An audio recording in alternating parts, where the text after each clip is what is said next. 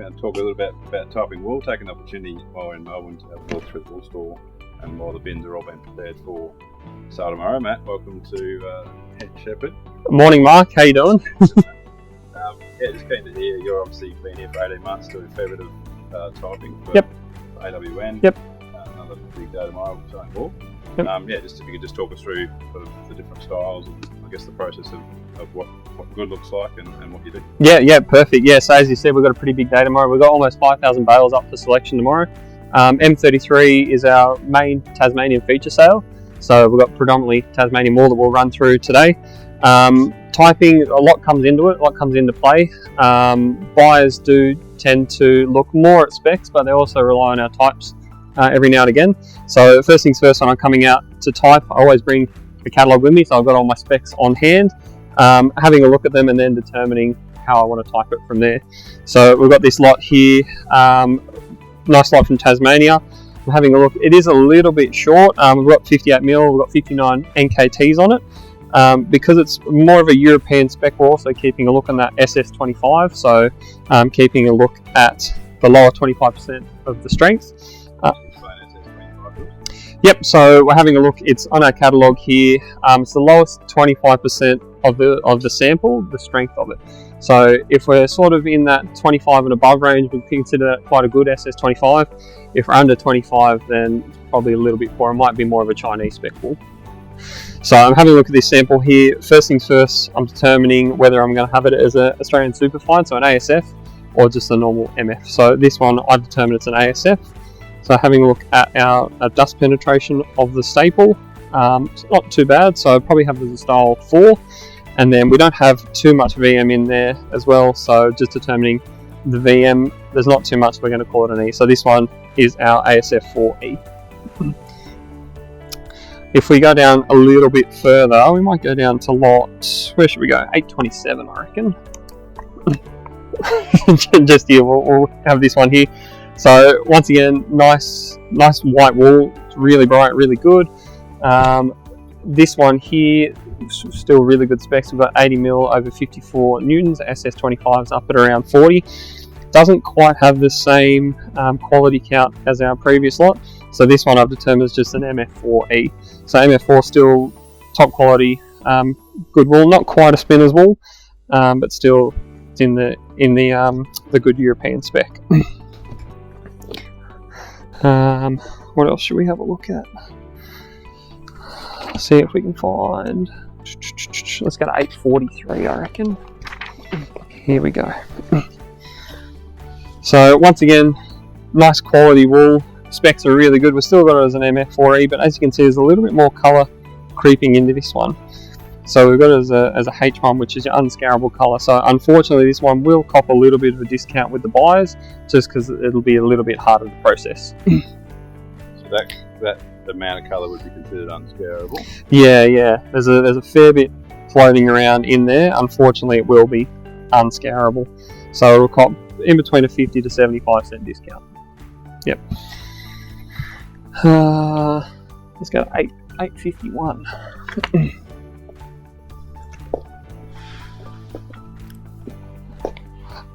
$851. So as we can see here, we've got a nice big bold bit of fleece, a little bit longer this one. We've got a 97mm and 34 newtons. SS25 drops down to 21 here, so it's just dropped down a little bit, maybe more towards the Chinese type. And we've got a little bit of brand in this one. So brand will cop a little bit of a discount as well. So we put an R1 on this, showing that it's got a little bit of brand in it. There's a little bit of colour creeping through as well, and I was looking at before, there's a little bit of unskirted matter in there. Probably not enough to signify in the type that it's there's a little bit of unskirted stuff in there, but still not a bad lot. So we have this one as a MF4E with an R1.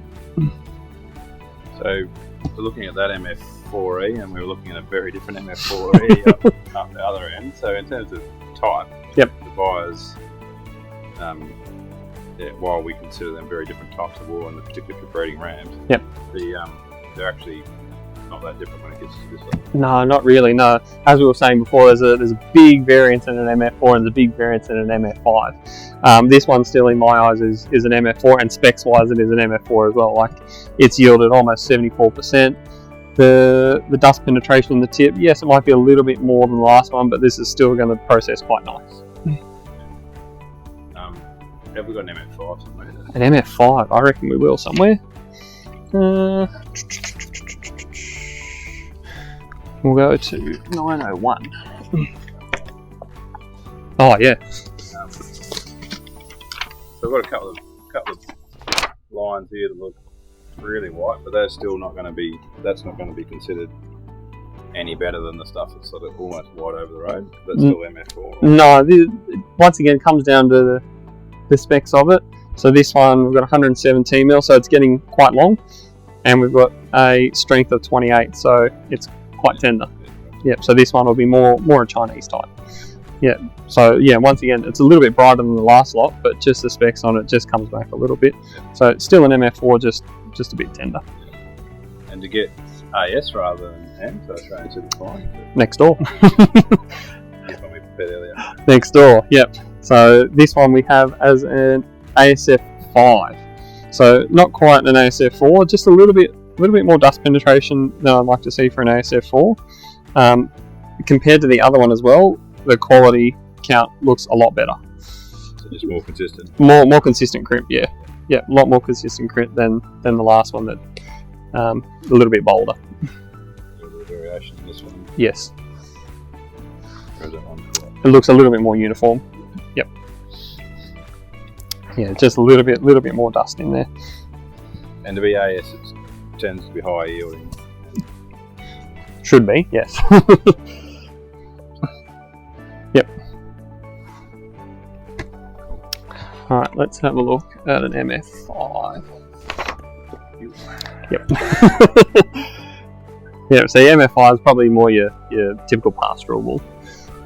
Still not bad. Like what have we got? We've got 74 mil over 47 NKTs, quite good. A lot more burr in this one, as we can see, and there's a fair bit of colour as well. So we've got this one as an MF5B with a H1. Right. So in terms of on its micron measure, well, I suppose the VM's not around, but yep, it's got an H1, so colour's going to take off 80 cents. Yes. Burr's going to take off.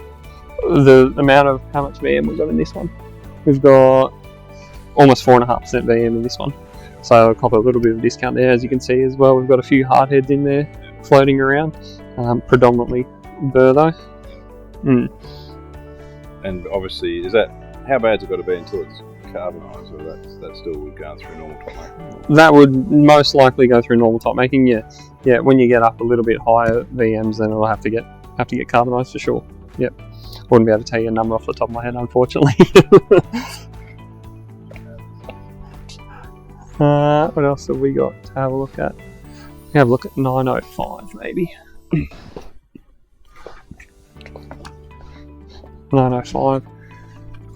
So we've got this one as an MWF 4E. So the grower's done the correct thing and just typed it as a 3AM. As we were talking about before, growers will type it as a 3AM lambs or a 3AM weaners. They're opening themselves up to discounts. So if you can brand it at 3AM and get away with it, I would for sure. So you can see it's just got that little bit of a wispy wienery tip on there. So we've had it as an MWF 4E. So that gets tight with that wiener tip. Correct, yes. Yep. But you're better off coming in with just saying triple AM and let you guys work out whether you can find the tip or not. Yeah, that's it, yep. Is that so some styles of wool that are more, I guess, more bundling type are going to end up with that tip? Do they get W? We're finding that the SRSE types, they're quite hard to determine whether they're MWF or not. Yes. I'm lucky enough to know the grower on this one, so so we know that this one's an MWF. But yeah, those SRSE types, it is quite tricky. Yeah.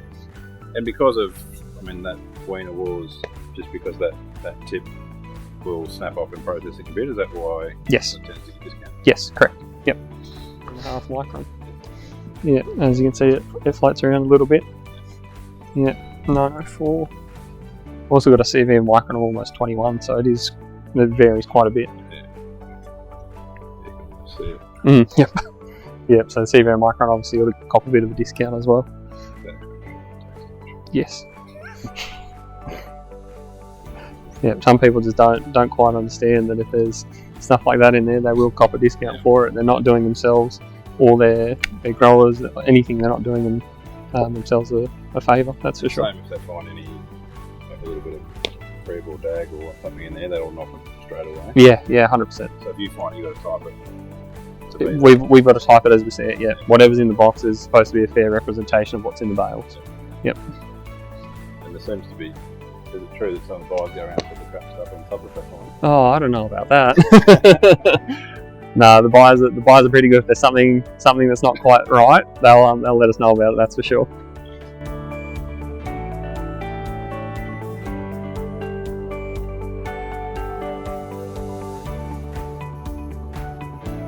So having a look at this long here, we've got quite a well prepared clip, Stockman stud. These are crackers. They've done the classer and the grower have done a really good job of preparing all these. Very straight types, just MF4s. Like I said, big variance in an MF4, but this is towards more of a top line than an MF4 in my opinion. They're quite good. So we've got 108 mil on this one. So it's getting a little bit long, 37 newtons. So it's quite almost commercially sound. 38 sort of our commercially sound number. There's a little bit of colour in there, but it's probably going to be scarable. I don't see any unscarable colour in there. Next line down, same house. Yeah, same house. A little bit finer this one. We've got 16.4. Could be weanable, but having a look through it, I don't think it's too bad. 112 mil once again, a little bit long. 112 over 31, so not quite commercially sound, but still quite nice. A little bit more VM in this one too. We've got 1% VM. 112 mil over 30 newtons. 30 more. What have we got? 31. Yep. Yeah. So for this kind of stuff, if we're getting sort of up around that 118-ish, that's when we start to consider it as overgrown. Yep. Buyers will start discounting at that number. Yeah. I should just chop it in half and use it twice, but we can't do that. Yeah. 781. We've got all our specs along here. So all the way over to the left, we've got our VM. So we've got our burr counter, seed counter, and hardhead count. We've got all our different types of yields along here. Our main one that we look at is this one here, Schlumberger Dry.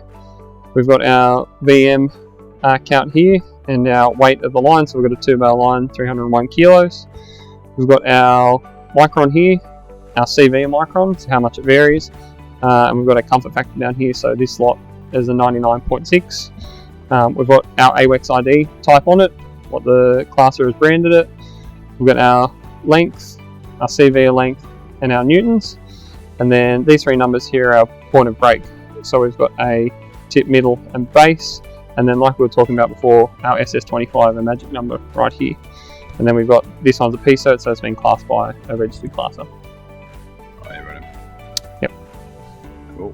Of all those numbers, buyers looking at them all, or they try and prove, and so I guess they run that through team equations and get a predicted hauteur in their catalogue, or are they just looking at them and know what they're looking at? Yeah, so they get a hauteur in their catalogue. We can run ours out with a hauteur as well. We didn't with this one. Their clients that they're buying for, they would also have limits and stuff based on all these specs. Like we were saying before, this SS25 is a big one with the European market, making sure that SS25's a little bit higher. Because ultimately those buyers are trying to build a container of wool they can chuck in a scour and come out the other end in a decent top. That's their sort of job, isn't it? Yeah, you're right. Yep, that's it. They're mixing and matching to end up with a predicted hauteur and CBH or CBH hauteur to be where they want it. Yeah. This kind of fleece stuff is usually pretty straightforward. It's where in your room too, where you're finding your skirts and your crutchings and all that kind of stuff, where you can mix and match stuff to make that product. This is usually pretty run-of-the-mill stuff. Yep. So this one's our first lot in our M33 catalogue this week. We've got a bale from Kingston over Tasmania, Simon Cameron. This is all paddock run wool. This has been nominated for a 1PP, so it's there's a unanimous group of buyers that come along and determine whether or not this is going to be the best of the best. We'll find out about it later today. There's a lot of criteria that goes involved in getting a 1PP. I think this will go really close. It's quite a good bit of wool. There's quite good uniformity over it as well. Not much dust penetration. Typing wise, we have this one as an ASF2E. So E being a touch of C, is it? Yeah, I think what was it? We've got 0.1%. Yeah, not a lot at all. So what is it again? ASF 2. What's the best of the best? Best of the best would be an ASF 1. Yep. Myself personally, I haven't seen an ASF 1 before.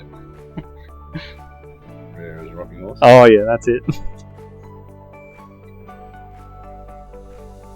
Yeah, quite a nice bit of wool. So specs wise, I've got this as 15.5 micron comfort factor of 99.8, 76 mil over 44 NKTs. So quite a good bit of wool. It would go, if it is bought, it would go directly into the European market.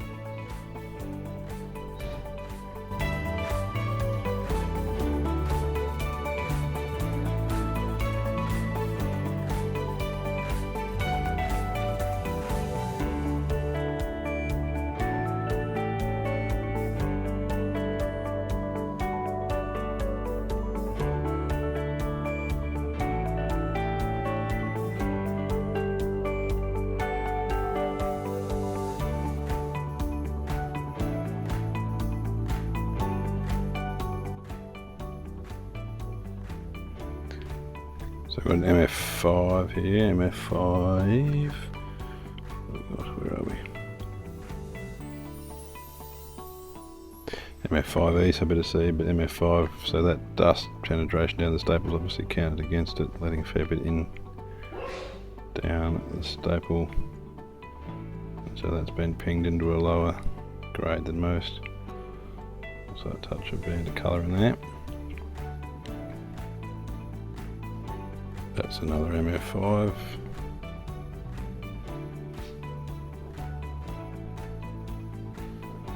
Back into MF4s, nice bit of wool.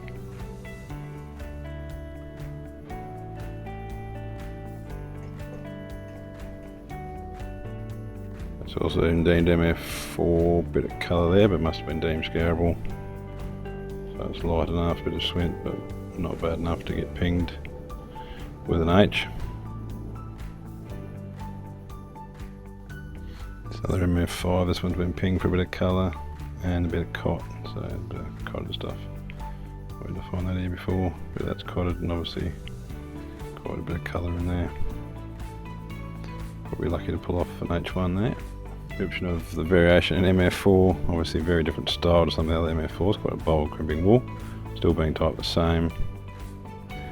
And the AWX grading, this one has got an H1 on it, so that touch of colour in there.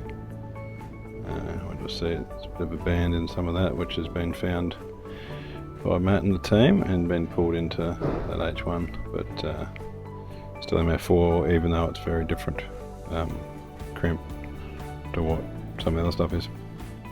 Another line, nice bolder crimping wool, still MF4 again. MF4E, just a touch of seed in there, but overall, but yeah, again, MF4s are very much a broad church. Same farm, class obviously done a pretty good job just pulling a bit of colour. This has been pinged with an H1, just that bit of colour in there. Done a good job of making sure that's a different line. Will get treated accordingly. Good wool, just a bit of colour in there. There's another MF5, just that dust getting right down pretty much on the skin. Yeah, a lot of dust penetration there. So that's been pinged into a lower grade. Still pretty handy type of wool, just let a lot of dust in. And obviously in an environment where there is plenty of it. Good indication of probably classing going a little bit wrong here maybe. I think if you walked up to the box and it looked like that, you'd be heading for an MF4 for sure. But then you've got quite a mix of stuff in here. And so it's actually gone MF5, a bit of dust coming right down some of this stuff. Quite different. Yeah, so as a style grade it's been pinged back, although yeah, who knows what it will sell like based on that, but definitely a mixture of fleeces in there. Quite a nice style of wool here, it's been classed as MF4. Again, quite soft, it's actually tested up pretty good, this stuff. It's 17.6 micron, 55 newtons, 76 length. Thought it might be longer than that. Oh no, that's what it is. Yeah, a touch of bit of stuff in there, but generally pretty tidy line. good indication of what the people who go along and buyers are going along, and they've found that bit of stain in this wool obviously, and it's been put up there for display, so a good indication of why you need those shed staff trained up to be pulling that sort of stuff out, because if it does end up in your sample, then that's going to be on display for all buyers to see.